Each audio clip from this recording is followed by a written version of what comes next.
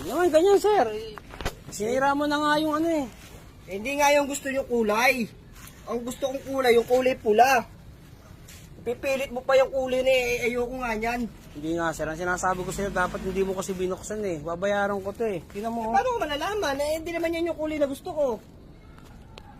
Ang hirap sa'yo. Hindi mo kinakakaintindi. Sinabi ko sa'yo, sir, kanina. Pag mo kasing buksan, kasi kung oras na buksan mo yan, babayaran ko yan. Hindi dapat pinapakancel ko na lang sa'yo kanina eh. Hindi nga yan yung gusto ko. Ipilit pa eh. Papalo ko pa sa'yo yan. Tamo. Hindi. Alam mo, sir, magkano halaga nito? 1.5 doon. Ako magkabayad nito, mag-abono. Magkano na sahod ko ba? Ubonohan ko to. Ano gusto ko? Hindi nga yan yung kulay na gusto ko. Kulay pula yung gusto ko. Kulay pula, red. Saan ang in-order mo, sir? Pula, hindi brown. Delivery ka, di ba? Dapat alam mo yan. Huwag mo sarili, ipapalo sa akin to. Kung binuksan mo na, oh,